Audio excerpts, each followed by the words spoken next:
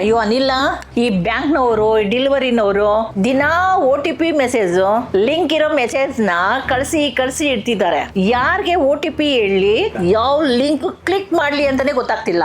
ಅಯ್ಯೋ ಸ್ವಲ್ಪ ಹುಷಾರಾಗಿರ್ಮ. ನಿನ್ನ ಹತ್ರ ಬೇರೆ ಸಿಕ್ಕಾಪಟ್ಟೆ ದುಡ್ಡಿರುತ್ತೆ. ಆಮೇಲೆ ಯಾವ್ದೋ ಲಿಂಕ್ ನ ಕ್ಲಿಕ್ ಮಾಡಿ ನಿನ್ನ ಅಕೌಂಟ್ ಹ್ಯಾಕ್ ಆಗಿ ಇರೋ ದುಡ್ಡು ಹೋದ್ರೆ ತುಂಬಾ ಕಷ್ಟ. ಏನೋ ಮಾಡೋದು, ನನ್ BP ಜಾಸ್ತಿ ಆಗ್ತಿದೆ. ನಿಮ್ BP ಜಾಸ್ತಿ ಆಗ್ಬಾರ್ದು ಅಂತಾನೆ ಗೌರ್ಮೆಂಟ್ ಅವರು ಹೊಸ ರೂಲ್ಸ್ ತಂದವ್ರೆ. TRAI ಅವರು ಒಂದು ಧಮಾಕ ಅಪ್ಡೇಟ್ ಬಿಟ್ಟಿದ್ದಾರೆ. ಏನದು?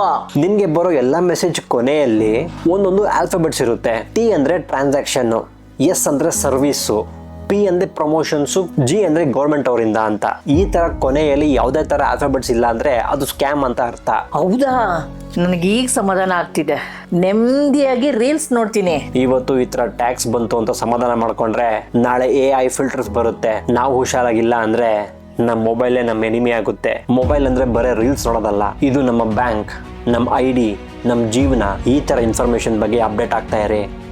ಹುಷಾರಾಗಿರಿ.